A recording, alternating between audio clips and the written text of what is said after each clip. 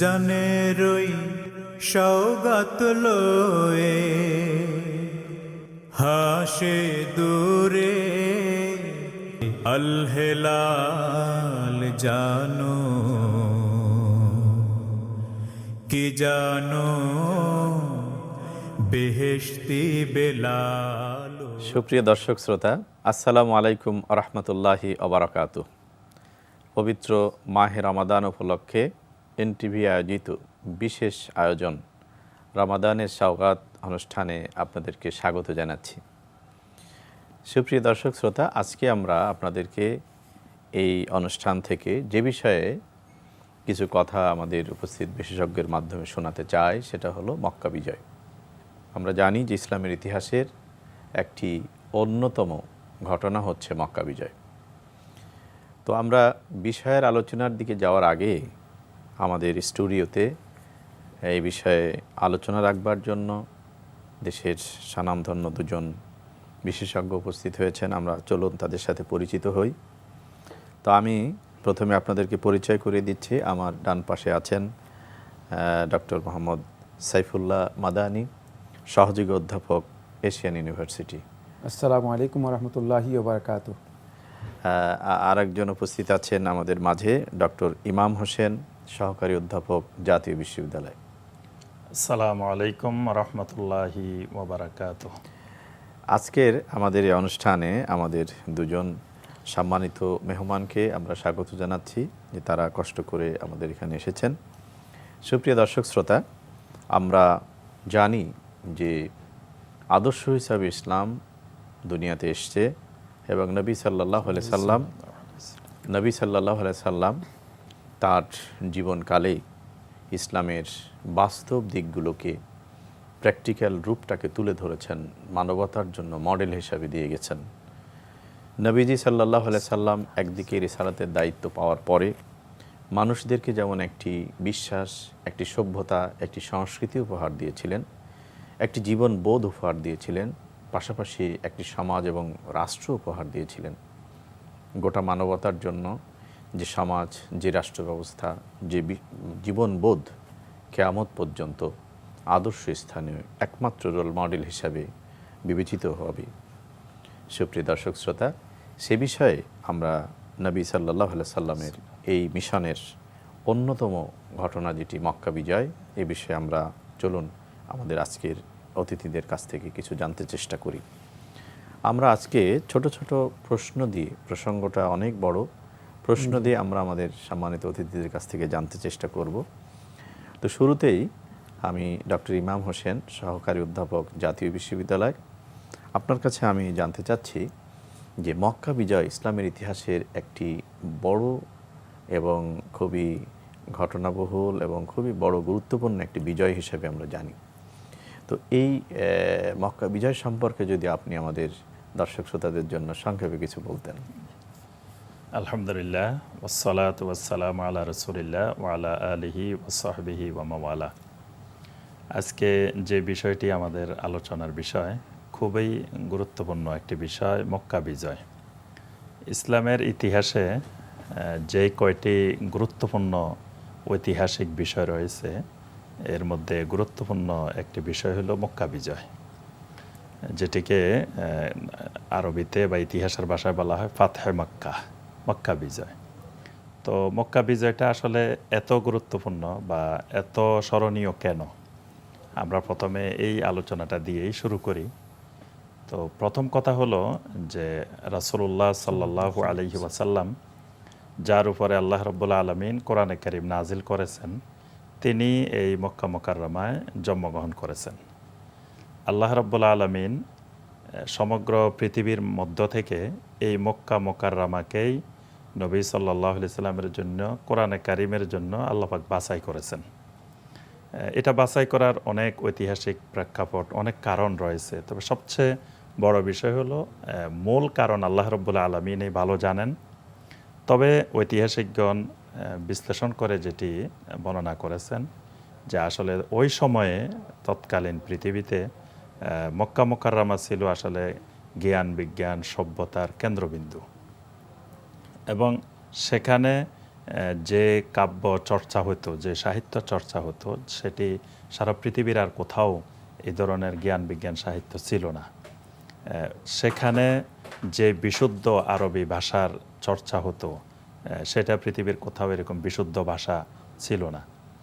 আর আরবি ভাষা, আরবি যে সংস্কৃতি, ওইটি তৎকালীন সময়ে সমগ্র বিশ্বের মধ্যে সবচেয়ে উন্নত ভাষা এবং উন্নত সংস্কৃতির অধিকারী ছিলেন সেই মক্কাবাসী। তো আল্লাহ রাব্বুল আলামিন রাসূলুল্লাহ সাল্লাল্লাহু আলাইহি ওয়াসাল্লামকে সেই মক্কা মুকাররমায় পাঠাইলেন।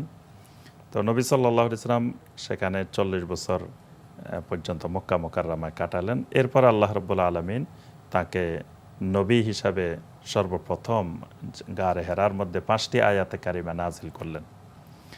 এখান থেকে মূলত মানে আমাদের ইতিহাসের মূল সূচনা। তো গারে হেরায় এই আয়াতে কারিমাগুলো নাজিল হওয়ার পরে সূরা আল আলাকের প্রথম যে 5টি আয়াত, ইকরা বিসমি রাব্বিকাল্লাযী খলাক, খলাকাল ইনসানা মিন আলাক, ইকরা ওয়া রাব্বুকাল আকরামুল্লাযী আল্লামা বিল কলাম, আল্লামাল ইনসানা মা লাম ইয়ালাম। এই 5টি আয়াতে কারিমা নিয়ে নবী সাল্লাল্লাহু আলাইহি ওয়াসাল্লাম আম্মাজান খাদিজা রাদিয়াল্লাহু তাআলা আনহার কাছে আসলেন। এসে নবী সাল্লাল্লাহু আলাইহি ওয়াসাল্লাম সর্বপ্রথম জিবরিল আলাইহিস সালামকে স্ব-আকৃতিতে দেখার কারণে তিনি ভয় পেয়ে গেছেন। তিনি ভয়ে ভয়ে এসে বলতেছেন, জাম্মিলুনি জাম্মিলুনি, আমাকে কম্বল দ্বারা আচ্ছাদিত করো, আমার খুব ভয় হচ্ছে, আমার মানে জ্বর আসতেছে, আমাকে কম্বল দিয়ে আচ্ছাদিত করো। তো তিনি যা করা দরকার তাকে সান্ত্বনা দিলেন, তাকে বিশ্রাম করার জন্য ব্যবস্থা করলেন। করার পরে, বিশ্রাম নেওয়ার পরে তিনি চিন্তা করলেন যে রাসূলুল্লাহ সাল্লাল্লাহু আলাইহি ওয়াসাল্লাম তার স্বামীকে তো তিনি দীর্ঘ সময় ধরে দেখেছেন, তার স্বামীর মধ্যে এমন কিছু বৈশিষ্ট্য তিনি দেখেছেন যেটি স্বাভাবিক অন্যান্য মানুষের মধ্যে ওই যুগে ওই সময় এই বৈশিষ্ট্য থাকে না। তিনি আগে থেকে ধারণা করছিলেন আমার স্বামী ভবিষ্যতে কোনো একজন কিছু একটা হবেন, এই ধারণা তার মধ্যে আগে থেকে ছিল। তিনি বুঝতে পেরেছেন আসলে আমার স্বামীর যেই ধারণা আমি করতেছিলাম হয়তো আল্লাহ পাক সেই জায়গায় পৌঁছে দিয়েছেন। তখন তিনি, আমি এই কথাটা এই জন্য এখান থেকে শুরু করছি যে মক্কা বিজয়ের সাথে এখানের এই সূচনা এখান থেকে, প্রেক্ষাপটটা এখান থেকে। এখানে তখন তিনি চিন্তা করলেন যে ওয়ারাকা বিন নওফল সে যুগের, তিনি তাওরাতের আলেম, ইনজিলের আলেম, তিনি একজন মানে প্রাচীন আসমানি কিতাবগুলো সম্পর্কে তার ব্যাপক ধারণা রয়েছে। তার কাছে গেলেন পরামর্শের জন্য নবী সাল্লাল্লাহু আলাইহি ওয়াসাল্লাম সহ। তাকে গিয়ে সব ঘটনা খুলে বললেন। তখন ওয়ারাকা বিন নওফল তিনি বলছিলেন যে হাজান নামুস, এই তো ওই ফেরেশতা যিনি যা আবিহি মুসা আলাইহিস সালাম ও ঈসা আলাইহিস সালাম, মুসা আলাইহিস সালামের কাছে, ঈসা আলাইহিস সালামের কাছে যিনি ওহী নিয়ে আসতেন, সেই ফেরেশতাই তো আপনার কাছে এসেছেন। এরপরে তিনি বলছেন আপনার ভয়ের কোনো কারণ নাই, অনেক কথা তাকে পরামর্শ দিয়েছেন। দেওয়ার পরে একটা কথা বলেছেন, সেখানে বলছেন যে আপনাকে তো এই মক্কাবাসী এক সময় বের করে দিবে। তখন কিন্তু নবী সাল্লাল্লাহু আলাইহি সাল্লাম আশ্চর্য হয়ে গেলেন, আমাকে মক্কাবাসী বের করবে কেন? কারণ আমি তো মক্কাবাসীর কোনো ক্ষতি করিও নাই, করবও না, বরং আমি চেষ্টা করব মক্কাবাসীর কল্যাণকর কিছু করার জন্য, তো তারা আমাকে বের করবে কেন? তখন তিনি বলেছিলেন যে ইতিপূর্বে যত নবী রাসূল পৃথিবীতে এসেছিলেন, তারা যখন এই তাওহীদের কথা, শিরিকের বিরুদ্ধে যখন তাওহীদের কথা মানুষের মধ্যে প্রচার করতেন, দাওয়াত দিতেন, শেষ পর্যন্ত ওই এলাকার জনগণ তাকে বের করে দিত। সুতরাং সেই নবীওয়ালা তরিকা, নবীওয়ালা সুন্নত যে আপনাকেও এক সময় এই জনপদের মানুষ বের করে দিবে এবং আমি যে বেঁচে থাকলে আপনাকে সহযোগিতা করতাম। তাহলে এখানে কিন্তু ইঙ্গিত আছে যে রাসূলুল্লাহ সাল্লাল্লাহু আলাইহি ওয়াসাল্লাম এখানে থাকতে পারবেন না, এখান থেকে চলে যাবেন। নবী সাল্লাল্লাহু আলাইহি ওয়াসাল্লাম নবুয়তের সূচনাতেই একটু ধারণা করতে পেরেছিলেন। এরপর আল্লাহ রাসূল সাল্লাল্লাহু আলাইহি ওয়াসাল্লাম 3 বছর গোপনে দাওয়াত দিলেন। তারপরে আস্তে আস্তে আল্লাহ পাক যখন বলেন ওয়া আনজির আশীরাতাকাল আকরাবিন, প্রকাশ্যে দাওয়াত দিলেন। দিতে দিতে এমন এক পর্যায়ে গিয়ে পৌঁছলেন 13 বছর পরে যে তিনি আর মক্কা মুকাররমায় থাকতে পারলেন না। আমি আপনাকে একটু মানে আমাদের সুপ্রিয় দর্শক শ্রোতাদের আরও অনেক জিজ্ঞাসা আছে, আমি আপনার প্রেক্ষাপট নিয়ে কথাটাই একটু এভাবে বলতে চাচ্ছি যে আসলে মক্কা তো তার জন্মভূমি ছিল, কোরআন নাজিলের প্রথম ভূমিও সেটিই ছিল। এটি কেন বিজয়ের প্রশ্ন আসলো? কারণ হচ্ছে তাকে এখান থেকে আল্লাহর নির্দেশে, কাফিরদের অত্যাচারে আল্লাহর নির্দেশে তাকে হিজরাত করতে হয়েছিল। হিজরাতের পরে আবার তাকে আল্লাহর নির্দেশনায় এই যে বিজয়টা 8ম হিজরি রমাদান কারিমে হয়েছিল, আজকে কিন্তু আমরা রমাদানে সেই কথাই বলছি। রমাদানে আমরা আমাদের সুপ্রিয় দর্শক শ্রোতাদের স্মরণ করেই দিতে চাচ্ছি যে আসলে রমাদান শুধু সিয়াম এবং কোরআনের মাস না, এটি একটি হারিয়ে যাওয়া পরিচয় হলো একটি বিজয়ের মাস। সেই বিজয়ের মাসের পরিচয় করিয়ে দিতে আরও অনেকগুলো বিজয় এখানে এসছে। আমরা বদরের কথা শুনেছি, আজকে আমরা মক্কা বিজয় নিয়ে শুনবো। আপনি চমৎকার করে একদম সূচনা প্রেক্ষাপট বলছিলেন। আমি একই বিষয়ে ডক্টর সাইফুল্লাহ মাদানী আপনাকে যদি বলতাম যে মক্কা বিজয়ের প্রেক্ষাপট নিয়ে একদম মক্কা বিজয়ের একেবারেই সন্ধিক্ষণ যখন এগিয়ে এলো সেই সময়ের বিষয় নিয়ে যদি একটু বলতাম।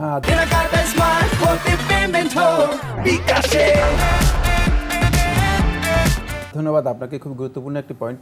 প্রথম কথা হচ্ছে মক্কা বিজয়ের আলোচনার বিষয়টি আপনি ইঙ্গিত দিয়েছেন। আসলে রমাদান মাস এর আরেকটি পরিচয় হচ্ছে এটি হচ্ছে বিজয়ের মাস। মুসলিমগণ তাদের চেতনায় বিজয়ের বিষয়টি যাতে করে ধারণ করতে পারে, এই জন্য ইসলামের ইতিহাসে প্রায় 14টি বিজয় সংগঠিত হয়েছে মক্কার এই রমাদান মাসেই।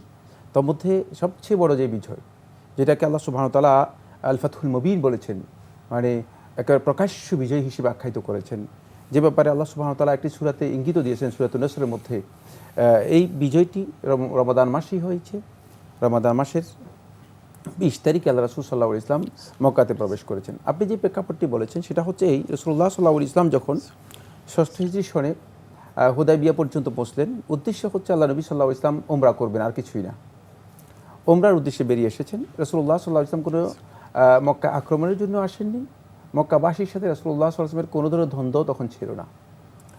রাসূলুল্লাহ সাল্লাল্লাহু আলাইহি ওয়াসাল্লামের সাথে শুধুমাত্র 1400 সাহাবী ছিল, একেবারে নিরস্ত্র, যাদের কাছে কিছুই ছিল না। কিন্তু মক্কার কুরাইশ তারা আল্লাহ রাসূল সাল্লাল্লাহু আলাইহি ওয়াসাল্লামকে মক্কাতে প্রবেশ করতে দিলেন না, উমরা করতে দিলেন না, তারা বাধা দিলেন। রাসূলুল্লাহ সাল্লাল্লাহু আলাইহি ওয়াসাল্লাম বিষয়টি কম্প্রোমাইজ করার জন্য, তাদের সাথে ভালোভাবে একটা চুক্তিতে আসার জন্য আল্লাহ রাসূল সাল্লাল্লাহু আলাইহি ওয়াসাল্লাম খুবই ঘনিষ্ঠ কাছের মানুষ, নিজের মেয়ের জামাই ওসমান ইবনে আফফান রাদিয়াল্লাহু তাআলা আনহুকে তাদের কাছে পাঠালেন। যেহেতু ওসমান রাদিয়াল্লাহু তাআলা আনহু তখন থেকে তাদের খুব ঘনিষ্ঠ ছিল, পরিচিত ছিল, মক্কার মানুষদের কাছে তিনি খুব গ্রহণযোগ্য ব্যক্তি ছিলেন। ওসমান রাদিয়াল্লাহুকে পাঠানো হলো, কিন্তু ওসমান রাদিয়াল্লাহুকে তারা আটক করে রেখে দিল। এদিকে প্রচার হয়ে গেল যে ওসমান রাদিয়াল্লাহুকে তারা হত্যা করেছেন। রাসূলুল্লাহ সাল্লাল্লাহু আলাইহি ওয়াসাল্লাম যখন শুনতে পেলেন যে ওসমান রাদিয়াল্লাহুকে হত্যা করেছেন, আল্লাহ রাসূল সাল্লাল্লাহু আলাইহি ওয়াসাল্লাম জিনিসটাকে খুব ছোট মনে করলেন না, একটু গুরুত্ব দিলেন যে এটা পৃথিবীর ইতিহাসে একটি স্বীকৃত বিষয়। কোথাও কোনো দূত যদি আপনি প্রেরণ করেন, দূতকে হত্যা করা বড় ধরনের একটা অপরাধ। তো এই জন্য রাসূলুল্লাহ সাল্লাল্লাহু আলাইহি ওয়াসাল্লাম তখন সিদ্ধান্ত নিয়ে তাৎক্ষণিকভাবে, যদি ওসমানকে তারা হত্যা করে তাহলে অবশ্যই ওসমান হত্যার প্রতিশোধ আমরা গ্রহণ করব। আল্লাহ রাসূল সাল্লাল্লাহু আলাইহি ওয়াসাল্লাম এই জন্য একটা বাইআত গ্রহণ করলেন সাহাবায়ে কেরামদের। এটা দীর্ঘ আলোচ্য বিষয়, আমরা সেদিকে যাব না। শেষ পর্যন্ত ওসমান রাদিয়াল্লাহুকে হত্যা করেননি। আল্লাহ রাসূল সাল্লাল্লাহু আলাইহি ওয়াসাল্লামের সাথে তাদের একটা সন্ধি চুক্তি হলো। সেই সন্ধি চুক্তি ঠিক মক্কার মুশরিক নেতারা যেভাবে চেয়েছিল, যা যা চেয়েছিল, আল্লাহ রাসূল সাল্লাল্লাহু আলাইহি ওয়াসাল্লাম তার উপর চুক্তি করে দিয়েছেন।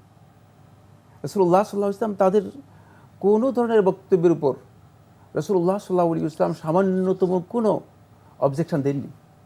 বরং আশ্চর্যের বিষয় হচ্ছে এই, কিয়ামত পর্যন্ত আগত প্রত্যেকটি মানুষ জানা দরকার যে মিশন নিয়ে রাসূলুল্লাহ সাল্লাল্লাহু আলাইহি ওয়াসাল্লাম বিশ্ববাসীর কাছে প্রেরিত হয়েছেন, সেটা হচ্ছে আল্লাহর পক্ষ থেকে তিনি রিসালাত নিয়ে এসেছেন।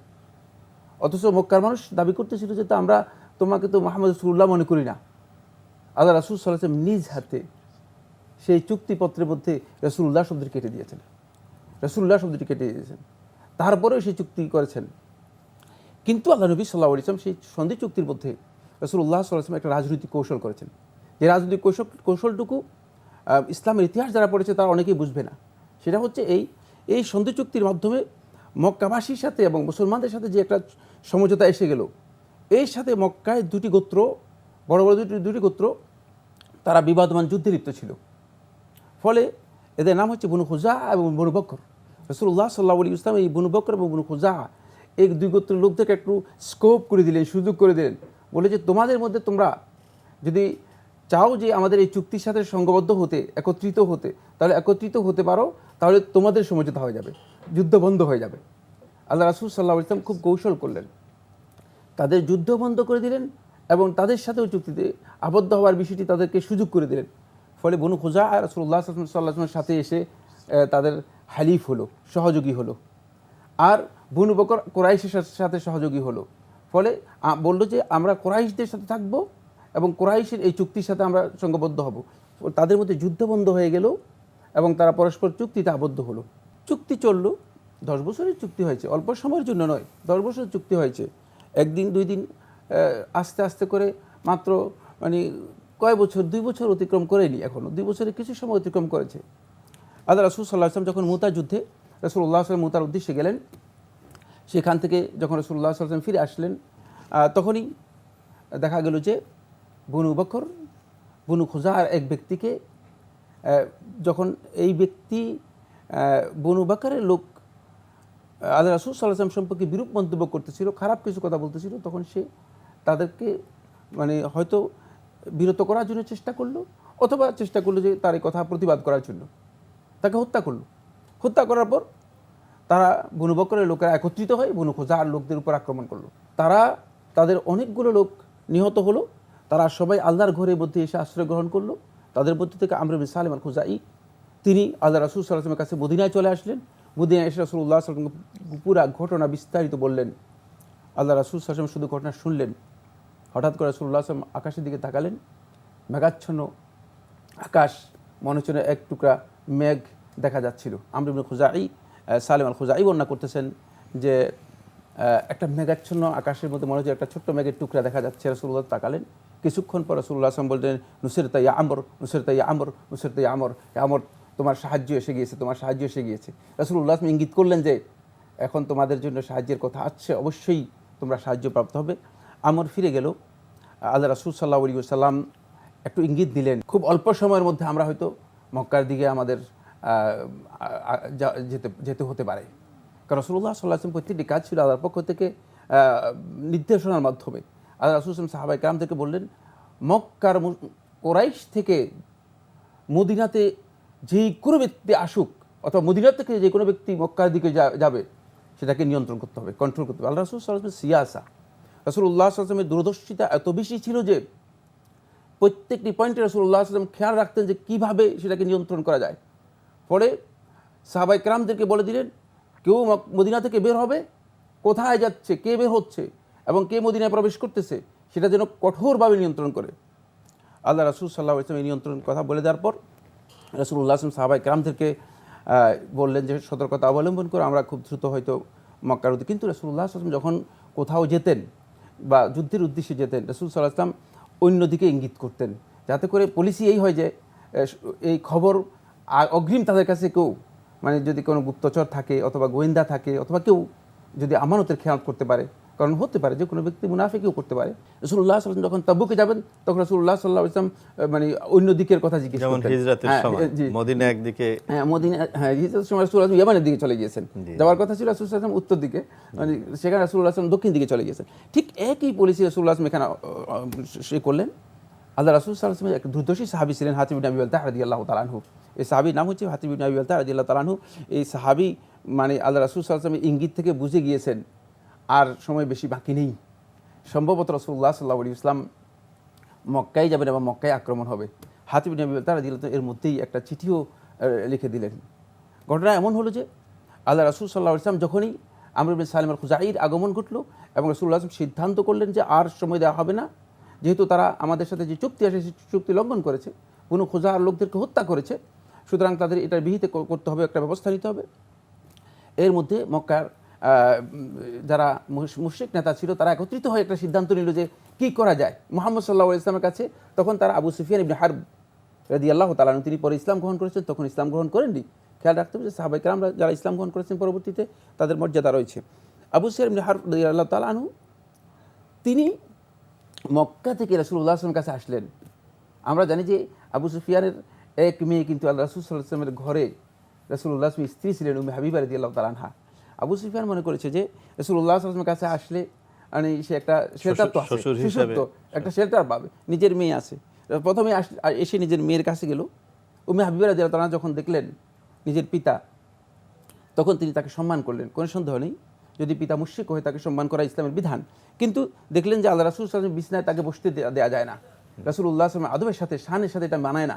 তখন তিনি তার বিছনাকে গুটিয়ে নিলেন। তখন আবু সুফিয়ান একটু মাইন্ড করলো, চিন্তা করলো যে আমার মেয়ে, তুমি এমন একটা আচরণ করলে, যে আমাকে এই বিছানায় বসতে দিলে না? বলে যেটা আল্লাহ রাসূল সাল্লাল্লাহু আলাইহি বিছানা, আল্লাহ রাসূল সাল্লাল্লাহু বিছানায় তোমাকে বসতে দিতে পারে না, তুমি বসতে পারো, তুমি সম্মানিত, কোনো সন্দেহ নেই, আমার পিতা। বুঝতে পেরেছে যে ইসলাম যে আসলে কত মর্যাদার বিষয়। আবু সুফিয়ান সেটা ইঙ্গিত পেয়েছে। রাসূলুল্লাহ সাল্লাল্লাহু আলাইহি ওয়াসাল্লামের কাছে আবু সুফিয়ান যাওয়ার সাহস করলো না। প্রথমে আবু বকর রাদিয়াল্লাহু আনহুর কাছে গেল, বললো যে সুপারিশ করো, আমাদের সন্ধি চুক্তিটা একটু বাড়িয়ে দেখ, আমাদের ভুল হয়ে গিয়েছে। আল্লাহ নবী সাল্লাল্লাহু আলাইহি ওয়াসাল্লামের কাছে শেষ পর্যন্ত সন্ধি চুক্তির সময় আর বাড়াতে পারলো না, সিদ্ধান্ত হয়ে গেল। এইদিকে সামান্ত শাইখকে আমি একটু বলতে চাচ্ছি এভাবে যে আসলে আমাদের একটা ছোট্ট বিরতির সময় হয়েছে, বিরতি শেষ করে আবার আপনার কাছে আসবেন ইনশাআল্লাহ।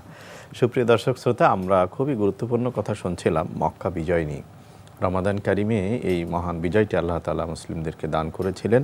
আসলে আপনার বলার তো অনেক কিছু আছে, ঘটনা যেহেতু অনেক বড়, একটু সংক্ষেপে বুঝতে চাচ্ছি যে মক্কা বিজয়, এত বড় বিজয়ে প্রাণহানি বলতে আপনি বলছেন 6 জন বা 11 জন প্রাণহানি হয়েছিল। অনেক কম হয়েছে। হ্যাঁ, এই হয়েছিল। বাকিদের সাথে নবীজি একটা আচরণ করেছিলেন, সেটা আমি আপনার কাছে যাব, কিন্তু তার আগে আমাদের স্টুডিওতে উপস্থিত আমাদের এক বন্ধুর প্রশ্ন একটা নিয়ে নিই, তারপরে আপনার কাছে আপনার ওই বাকি কথাটুকু শুনবেন ইনশাআল্লাহ। তো আমাদের স্টুডিওতে যে বন্ধু উপস্থিত আছেন আরেকজন, আপনি কি প্রশ্ন করতে চাচ্ছিলেন একটু যদি বলতেন। আসসালামু আলাইকুম ওয়া রাহমাতুল্লাহি ওয়া বারাকাতুহু। ওয়ালাইকুম আসসালাম। আমি মোহাম্মদ আবু সাইদ বলছিলাম। হযরতের কাছে এতক্ষণ শুনছিলাম মক্কা বিজয়ের ব্যাপারে কথা শুনছিলাম। মক্কা বিজয় হওয়ার পর হুজুর পাক সাল্লাল্লাহু আলাইহি সাল্লাম সেখানে কি করেছিলেন এই বিষয়ে একটু জানান। ফাইন। তা আমার মনে হয় যে এই প্রশ্নের জবাবটা কি আমি আমাদের ডক্টর ইমাম হোসেনের কাছে শুনে তারপরে আপনার কাছে বাকিটা একটু শুনি। আপনি যদি একটু বলতেন যে মক্কা বিজয়ের পরে নবী সাল্লাল্লাহু আলাইহি সাল্লাম সেখানে কি করেছিলেন। জি জি, আলহামদুলিল্লাহ। মক্কা যখন বিজয় হয়ে গেল, শাইখ আলহামদুলিল্লাহ অনেক সুন্দর করে আমাদের সামনে ঘটনাগুলো তুলে ধরেছেন, এবং মক্কা বিজয়ের পরে কাদেরকে নবী সাল্লাল্লাহু আলাইহি সাল্লাম হত্যা করার নির্দেশ দিয়েছেন সেগুলোর নাম পরিচয়ও আলহামদুলিল্লাহ শাইখ তুলে ধরেছেন সংক্ষেপে। তো এরপরে বাকি যারা রয়ে গেল, মানে যারা ওই হত্যার নির্দেশের বাহিরে আম জনতা যারা, রাসূলুল্লাহ সাল্লাল্লাহু আলাইহি সাল্লাম এই মক্কা বিজয়ের দিন মূলত 2টি গুরুত্বপূর্ণ ঐতিহাসিক কাজ করেছেন। প্রথম কাজটি হলো তিনি বাকি যারা ছিল তারা যখন নবী সাল্লাল্লাহু আলাইহি সাল্লামের সামনে আসলো, তাদেরকে হাজির করা হলো, তারা সবাই সেই দিন আসামির মতো নবী সাল্লাল্লাহু আলাইহি সাল্লামের সামনে অপরাধী হিসাবে দাঁড়িয়ে রইল। তারা তো যুদ্ধবন্দির মতোই, মানে এতদিন পর্যন্ত ইসলামের বিরুদ্ধে যত ষড়যন্ত্র আছে, যত কিছু করার আছে, কোনো কিছু বাদ দেয় নাই। আজকে তারা নবী সাল্লাল্লাহু আলাইহি সাল্লামের সামনে তারা বন্দী, তারা ধরা পড়েছে। এখন তাদের আশঙ্কা হয় মুহাম্মদ সাল্লাল্লাহু আলাইহি সাল্লাম তাদেরকে মেরে ফেলবেন বা কিছু করবেন।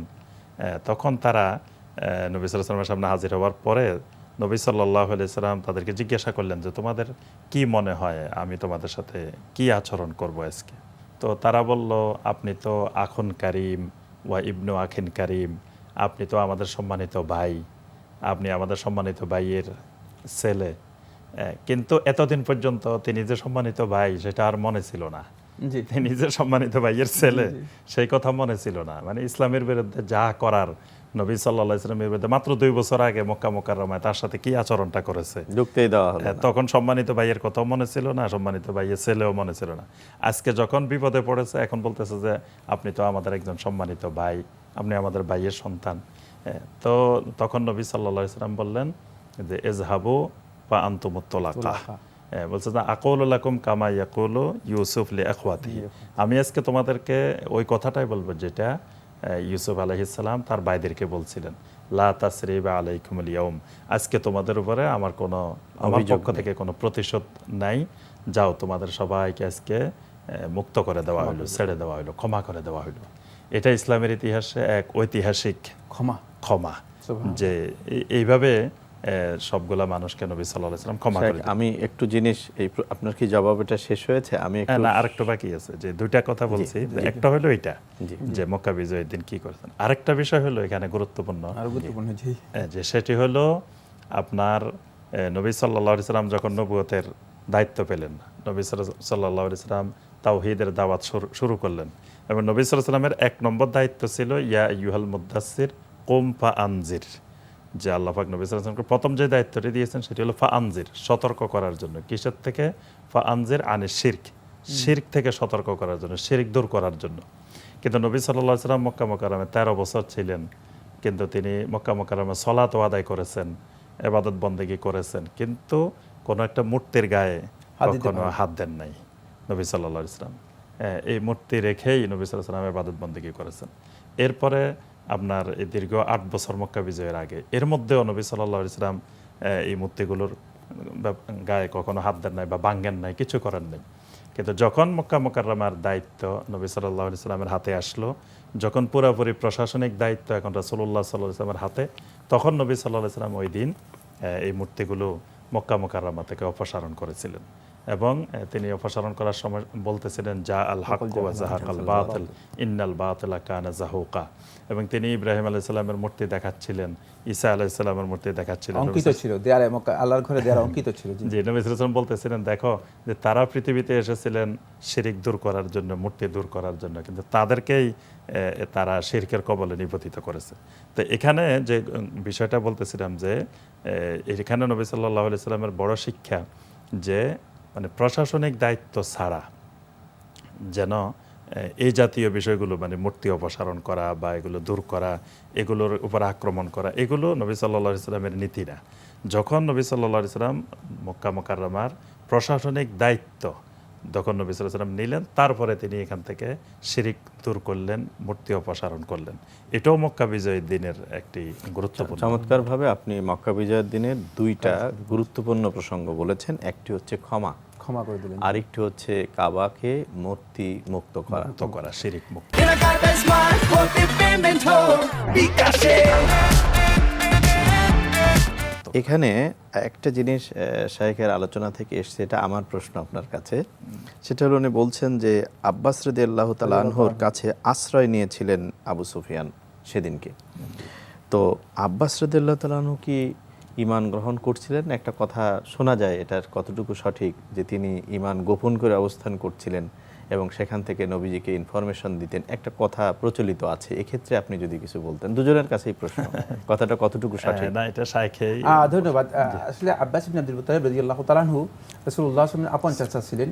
তিনি রাসূলুল্লাহ সাল্লাল্লাহু আলাইহি ওয়াসাল্লাম ইসলামের বিষয়টি মেনে নিয়েছিলেন, কিন্তু আল্লাহ নবী সাল্লাল্লাহু আলাইহি ওয়াসাল্লামের হাতে হাত দিয়ে তিনি ইসলাম গ্রহণ করেন নাই।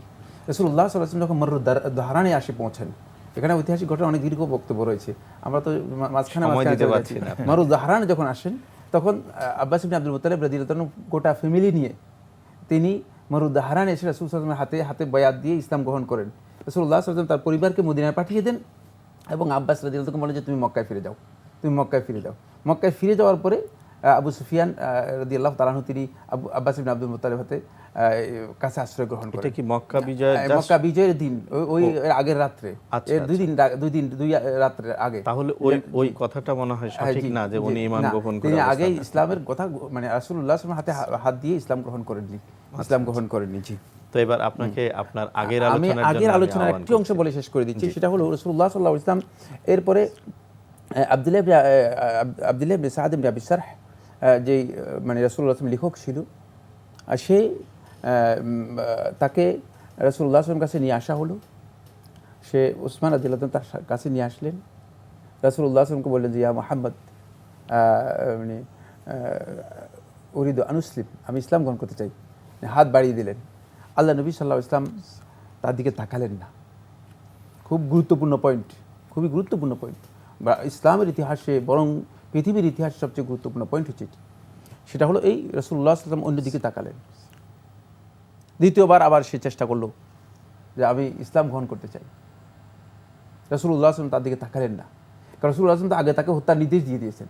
তৃতীয়বার সে আবার বললেন, হে মুহাম্মদ সাল্লাল্লাহু আলাইহি ওয়াসাল্লাম, আমি ইসলাম গ্রহণ করতে চাই, আপনার হাতে বায়াত গ্রহণ করতে চাই। রাসূলুল্লাহ সাল্লাল্লাহু আলাইহি ওয়াসাল্লামের কাছে যখন তৃতীয়বার চাইলেন, তখন রাসূলুল্লাহ সাল্লাল্লাহু আলাইহি ওয়াসাল্লাম তার হাত বাড়িয়ে দিলেন, ইসলাম গ্রহণ করলেন। ইসলাম গ্রহণ করার পর রাসূলুল্লাহ সাল্লাল্লাহু আলাইহি ওয়াসাল্লাম, আলাইসা ফিকুম আও আলাইসা মিনকুম রাজুলুন রশীদ, তোমাদের মধ্যে কেমন বুদ্ধিমান লোক কেউ ছিল না? আমি যখন তাকে বায়াত করাচ্ছিলাম না, তখন কি তোমরা কেউ তাকে হত্যা করতে পারোনি? সাহাবায়ে কেরামগণ যারা উপস্থিত ছিলেন, তারা বলে, আল্লাহ রাসূল সাল্লাল্লাহু আলাইহি ওয়াসাল্লাম, লাউ আতা ইলাইনা বিশাইইন, যদি একটু আপনি ইঙ্গিত দিতেন তাহলে তো আমরা হত্যা করে ফেলতাম। রাসূলুল্লাহ সাল্লাল্লাহু আলাইহি ওয়াসাল্লাম, আল্লাহ রাসূলের জন্য কোনো দিন জায়েজ নেই যে রাসূল সাল্লাল্লাহু আলাইহি ওয়াসাল্লাম তার দৃষ্টি দিয়েও খেয়ানত করবে, এটা রাসূলের জন্য জায়েজ নেই। সুতরাং আমি এই জন্য ইঙ্গিত দিই নাই। আমি ইঙ্গিত দেবো কেন? আমি তো আগেই ঘোষণা করে দিয়েছি। সুবহানাল্লাহ, ওই যে রাসূল সাল্লাল্লাহু আলাইহি ওয়াসাল্লামের যে ফরমান ছিল সেই ফরমান থেকে নাজাত পেয়ে গিয়েছে। এমনকি শেষ পর্যন্ত তার ইসলাম ঐতিহাসিক বর্ণনা করেছে যে ও ইসলাম গ্রহণ করেছে একেবারে মৃত্যু পর্যন্ত সে মুসলিম ছিল, সত্যিকার ইসলাম গ্রহণ করেছে। বাকি রয়ে গেছে মিকিয়াস ইবনে সুবাবা আল কিন্দি রাদিয়াল্লাহু কিন্দি, সে ইসলাম গ্রহণ করেনি, তাকে বাজারে পাওয়া গিয়েছে, বাজারে তাকে হত্যা করা হয়েছে। 7-8 জন লোক শুধুমাত্র এই মক্কা বিজয়ের মধ্যে নিহত হয়েছে। যে কথাটি আমাদের ফজিলতুল শেখ আমি একটু- বলেছেন, জি। যদি এখানে হত্যাযোগ্য হতো, জি মুসলিমদের উপর এই কয়েকদিন আগ পর্যন্ত যে নির্যাতন এখানে চালানো হয়েছিল, যদি রাসূলুল্লাহ সাল্লাল্লাহু আলাইহি ওয়াসাল্লাম চাইতেন তাহলে সবাইকে হত্যা করতে পারতেন, কিন্তু রাসূলুল্লাহ সাল্লাল্লাহু আলাইহি ওয়াসাল্লাম সেটা চাননি। তোর মধ্যে নবী সাল্লাল্লাহু আলাইহি ওয়াসাল্লামের প্রধান কাজ ছিল আল্লাহর ঘরকে মূর্তি থেকে সম্পূর্ণরূপে মুক্ত করা, সেটা করেছেন নবী সাল্লাল্লাহু আলাইহি ওয়াসাল্লাম। এই কাজ করার পর নবী সাল্লাল্লাহু আলাইহি ওয়াসাল্লাম তাদেরকে ক্ষমা করে দিয়েছেন। তারপর নবী সাল্লাল্লাহু আলাইহি ওয়াসাল্লাম আল্লাহর ঘরের ভেতরে নবী সাল্লাল্লাহু আলাইহি ওয়াসাল্লাম সালাত আদায় করেছেন, যেটা আমাদের জন্য পরবর্তী উম্মতের জন্য যদি কেউ নফল সালাত আদায় করতে চায় আল্লাহর ঘরের ভেতরে, যা এটার বৈধতার প্রমাণ পাওয়া গিয়েছে, তারপর রাসূলুল্লাহ সাল্লাল্লাহু আলাইহি ওয়াসাল্লাম সেখানে তাওয়াফ করেছেন। এখানে আমি একটা কথা বলবো, 2 জন ব্যক্তির কথা আমি বলবো। একজন হচ্ছে ভয়ঙ্কর অপরাধী, নাম শুনলে বুঝতে পারবেন, হিন্দ বিনতে উতবা, আবু সুফিয়ানের স্ত্রী, বুঝতে পেরেছেন? জি। ভয়ঙ্কর অপরাধী এই জন্য বললাম, উহুদের যুদ্ধে আল্লাহ রাসূল সাল্লাল্লাহু আলাইহি ওয়াসাল্লামের চাচা হামজা ইবনে আব্দুল মুত্তালিবকে কেটে টুকরা টুকরা করে তার কলিজা খুলে দাঁত দিয়ে চিবিয়েছে। এর চেয়ে অপরাধ কি হতে পারে? রাসূলুল্লাহ সাল্লাল্লাহু আলাইহি ওয়াসাল্লামের জীবনে রাসূলুল্লাহ সাল্লাল্লাহু আলাইহি ওয়াসাল্লাম এত বড় আঘাত পেয়েছেন হামজা ইবনে আব্দুল মুত্তালিবের শাহাদাতের পরে, আর এত বড় আঘাত কখনো পান নাই। সে পালিয়েছিল, তখন পর্যন্ত পালিয়েছিল। আল্লাহ রাসূল সাল্লাল্লাহু আলাইহি ওয়াসাল্লাম তখন সবাইকে ক্ষমা করে দিয়েছেন। ইবনে সাইয়্যিদিন নাস রাহমাতুল্লাহি আলাইহি সহ একদল ঐতিহাসিক বলেছেন যে রাসূলুল্লাহ সাল্লাল্লাহু আলাইহি ওয়াসাল্লাম হিন্দের কথা উল্লেখ করেছেন, যাদেরকে রাসূলুল্লাহ সাল্লাল্লাহু আলাইহি ওয়াসাল্লাম হত্যার কথা বলেছিলেন, কিন্তু অনেকেই এই কথা উল্লেখ করেন নাই। কিন্তু ঐতিহাসিকদের মধ্যে অনেকে এটা উল্লেখ করেছেন যে তার নামও উল্লেখ করা ছিল। যাই হোক, সেটা ঐতিহাসিকভাবে বর্ণনাগত দিক থেকে দুর্বল থাকার কারণে আমরা উল্লেখ করিনি। বাকি রয়ে গিয়েছে সেটা হলো সে নিজেকে গোপন করে, নিজের আকৃতি পরিবর্তন করে আল্লাহ রাসূল সাল্লাল্লাহু আলাইহি ওয়াসাল্লামের কাছে আসলেন। দেখেন কত বড় অপরাধী। রাসূলুল্লাহ সাল্লাল্লাহু আলাইহি ওয়াসাল্লামের কাছে আসলেন, এসে রাসূলুল্লাহ মহিলাদের যখন রাসূলুল্লাহ সাল্লাল্লাহু আলাইহি ওয়াসাল্লাম বায়াত গ্রহণ করতেছিলেন, যারা মহিলাদের মধ্যে ইসলাম গ্রহণ করেছে, তখন মহিলাদের মধ্য থেকে সে ইসলাম গ্রহণ করে এবং শেষ পর্যন্ত সেও একজন মুসলিম হিসেবে আল্লাহ রাসূল সাল্লাল্লাহু আলাইহি ওয়াসাল্লামের সাহাবী হিসেবে স্থান পেয়ে গিয়েছে। কত অপরাধের পরেও স্থান পেয়ে গিয়েছে। আমি আপনার জি। অনেক কথা ছিল, কিন্তু আমি আর সময় সময় পাচ্ছি না। একেবারে শেষের দিকে ছোট্ট একটা প্রশ্ন করে আমরা আলোচনার ইতি টানবো। সেটা হচ্ছে যে মক্কা বিজয়ের দিনে নবী সাল্লাল্লাহু আলাইহি সাল্লাম যে সমস্ত নিষেধ করেছিলেন, শুধু পয়েন্ট আকারে কয়েকটা নিষেধকে একটু বলবেন? ধন্যবাদ। আমি কিছু বলবো, তারপর জি, দুজনেই বলবেন, ডক্টর ইমাম দুজনের শেয়ার কাছেই করবেন। আমি প্রথমে বলবো যে রাসূলুল্লাহ সাল্লাল্লাহু আলাইহি ওয়াসাল্লাম এরপরে একটা বিষয় রাসূলুল্লাহ সাল্লাল্লাহু আলাইহি ওয়াসাল্লাম সবাইকে কমন বলে দিয়েছেন যে আজকের এই দিনে মক্কা বিজয়ের পরে তোমাদেরকে আমি বলে দিচ্ছি, এই মক্কা নগরীকে হারাম ঘোষণা করে দেওয়া হয়েছে, নিষিদ্ধ পবিত্র ঘোষণা করা হয়েছে। মক্কা নগরীর যে সুনির্দিষ্ট পরিধি আছে, এই পরিধির মধ্যে পুরো জায়গাটাকে হারাম। অল্প কিছু সময়ের জন্য এখানে যুদ্ধের জন্য আমাকে অনুমতি দেওয়া হয়েছে, এরপর কিয়ামত পর্যন্ত এখানে যুদ্ধের কোনো বৈধতা নেই। রাসূলুল্লাহ সাল্লাল্লাহু আলাইহি ওয়াসাল্লাম আমাকে কঠিনভাবে নিষেধ করে দিয়েছেন এবং এখানে কোনো ধরনের অশ্লীল নিষিদ্ধ কাজ করা যাবে না। রাসূলুল্লাহ সাল্লাল্লাহু আলাইহি ওয়াসাল্লাম এটাকে নিষেধ করেছেন এবং রাসূলুল্লাহ সাল্লাল্লাহু আলাইহি ওয়াসাল্লাম মক্কাতে আগের বছর এটা ঘোষণা দেওয়া হয়েছিল, এটাকে রিভিউ করে দিলেন। সেটা হচ্ছে কোনো মুশরিক ব্যক্তি আর এখানে প্রবেশও করতে পারবে না এবং আল্লাহর ঘরের কোনো ব্যক্তি কি করতে পারবে না, আর তওয়াফ করতে পারবে না। রাসূলুল্লাহ সাল্লাল্লাহু আলাইহি ওয়াসাল্লাম সেটাকে স্পষ্ট ঘোষণা করে দিলেন এবং এখানকার গাছ শুধুমাত্র জনপদের নিরাপত্তা দিলেন তা নয়, বরং এখানকার গাছপালার নিরাপত্তা ঘোষণা করলেন। আল বালাদুল আমিন, এটা হচ্ছে নিরাপদ শহর। ফলে গাছপালা কি হবে, গাছপালার কি হুকুম হবে? রাসূলুল্লাহ সাল্লাল্লাহু আলাইহি ওয়াসাল্লাম বলেছে এর গাছপালা কিছু যেগুলো গজিয়ে গেছে এগুলো কেউ কাটতে পারবে না, একান্ত প্রয়োজন তাদের ব্যক্তিগত সেগুলো কাটতে পারবে, বাকিগুলো কাটতে পারবে না। তখন আব্বাস ইবনে আব্দুল মুত্তালিব রাদিয়াল্লাহু আনহু দাঁড়িয়ে গেলেন, বলে আল্লাহ রাসূল সাল্লাল্লাহু আলাইহি ওয়াসাল্লাম ইজখির নামক একটা ঘাস আছে, এই ঘাসটা আমাদের প্রয়োজন হয়, আমরা বিভিন্ন কাজে ব্যবহার করি, বিশেষ করে জ্বালানির কাজে আমরা ব্যবহার করে থাকি, এটার জন্য অনুমতি দিন, আমাদের জন্য সুবিধা হবে। তখন আল্লাহ রাসূল সাল্লাল্লাহু আলাইহি ওয়াসাল্লাম ইজখিরকে অনুমতি বলে যে এই ঘাস যেটা আছে এই ঘাস তোমরা কাটতে পারবে, আর বাকি গাছপালা কিছুই কাটতে পারবে না। এর পাখির অনুমতি হত্যা করা নিষেধ করা হয়েছে। আপনি যদি কিছু নিষেধাজ্ঞা নিয়ে বলতেন তাহলে ভালো হতো। এইগুলাই মোটামুটি শাইখ জাকির বলছে। তাহলে আর একটা জিনিস বলে আমি শেষের দিকে যাই, সেটা হচ্ছে বিজয় তো হলো, জি জি দীর্ঘদিন পরে নবীজি সাল্লাল্লাহু আলাইহি সাল্লাম তার প্রিয় সাথীরা মাতৃভূমি জন্মভূমি ফিরে এসে নিশ্চয়ই একটা আবেগ, একটা অনুভূতি তৈরি হয়েছিল। একটা হলো আল্লাহর ঘরকে মূর্তিমুক্ত করা, আরেকটি হচ্ছে আল্লাহর দিনের এই মহান বিজয়। এই সব কিছুর পরেও নবীজি সাল্লাল্লাহু আলাইহি সাল্লাম বিজয়ের পরে কদিন অবস্থান করেছিলেন, এ ব্যাপারে কি কোনো তথ্য আছে? যদি একটু বলেন। রাসূলুল্লাহ সাল্লাল্লাহু আলাইহি ওয়াসাল্লাম 15 দিন অবস্থান করেছিলেন মক্কায়। তখন মক্কাবাসী মনে করতেছিল যে আল্লাহ রাসূল সাল্লাল্লাহু আলাইহি ওয়াসাল্লাম তো আর যাবেন না, যেহেতু তিনি তার বাড়িতে চলে এসেছেন। মদিনাবাসী মনে করতেছিলেন যে আমাদের সবচেয়ে বড় দুর্ভাগ্যের বিষয় যে মুহাম্মদ সাল্লাল্লাহু আলাইহি ওয়াসাল্লামকে আমরা আর পাবো না, যেহেতু তিনি তার বাড়িতে চলে এসেছেন। কিন্তু আল্লাহ রাসূল সাল্লাল্লাহু আলাইহি ওয়াসাল্লাম মদিনার আনসার যে ত্যাগ ছিল, সেই ত্যাগকে রাসূলুল্লাহ সাল্লাল্লাহু আলাইহি ওয়াসাল্লাম ভুলেননি। রাসূলুল্লাহ সাল্লাল্লাহু আলাইহি ওয়াসাল্লাম 15 দিন পরে সিদ্ধান্ত ঘোষণা করে দিলেন যে আমাদের জন্য প্রস্তুতি গ্রহণ করে আমরা মদিনার জন্য চলে যাব, আমরা আর মক্কায় থাকবো না। রাসূলুল্লাহ সাল্লাল্লাহু আলাইহি ওয়াসাল্লাম মক্কায় এক সাহাবীকে দায়িত্ব দিয়ে, গভর্নরের দায়িত্ব দিয়ে রাসূলুল্লাহ সাল্লাল্লাহু আলাইহি ওয়াসাল্লাম মদিনার উদ্দেশ্যে চলে গেলেন এবং মদিনার আনসারদেরকে আল্লাহ রাসূল সাল্লাল্লাহু আলাইহি ওয়াসাল্লাম এমনভাবে ভালোবাসলেন যে সহিহ বুখারীর হাদিস, সহিহ বুখারীর একেবারে প্রথম কিতাবুল ঈমানের প্রথম যে হাদিস, সম্ভবত 7 নম্বর বা 8 নম্বর বা 6 নম্বর হতে পারে, যে হুব্বুল আনসারি মিনাল ঈমান, আনসার থেকে ভালোবাসা ঈমানের অংশ। রাসূলুল্লাহ সাল্লাল্লাহু আলাইহি ওয়াসাল্লাম সেভাবে, সেই জন্যই আল্লাহ রাসূল সাল্লাল্লাহু আলাইহি ওয়াসাল্লাম নিজের জীবনের শেষ সায়ান্ন পর্যন্ত মদিনার জন্য চলে গেলেন এবং সেখানে তিনি সেখানে ইন্তেকাল করলেন, শায়িত আছেন। প্রিয় উপস্থিতি, আমরা সম্মানিত আলোচকবৃন্দকে আমি বিনয়ের সাথে বলছি, আপনাদের কাছে এই বিষয়ে অনেক মূল্যবান কথা ছিল, আপনারা বলতে পারলে আমাদের সম্মানিত দর্শক শ্রোতা খুবই উপকৃত হতেন, আমাদের যারা স্টুডিওতে এসেছেন তারাও উপকৃত হতেন। তো আজকে রমাদান কারিমের এই পবিত্র মুহূর্তে আপনারা যারা কষ্ট করে এসেছেন আপনাদেরকে ধন্যবাদ জানাচ্ছি, কৃতজ্ঞতা জানাচ্ছি। পাশাপাশি আমরা মক্কা বিজয়ের এই মহান ঘটনার সাথে নবী সাল্লাল্লাহু আলাইহি সাল্লাম তথা কোরআনী সমাজের মানুষদের, নবীজির প্রিয় সাথীদের রক্ত, ইতিহাস, ত্যাগ, তিতিক্ষা, ভালোবাসা যা কিছু জড়িয়ে আছে সব কিছুর মধ্য দিয়ে আমরা যে শিক্ষা পেয়েছি সেটি যেন আমরা আমাদের জীবনে পালন করতে পারি, সেই প্রত্যাশা রেখে আজকের প্রোগ্রাম শেষ করছি।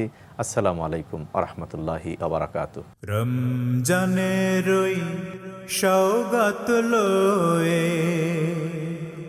হাসে দূরে আল হেলাল জানো, কি জানো বেহেশতি বেলা।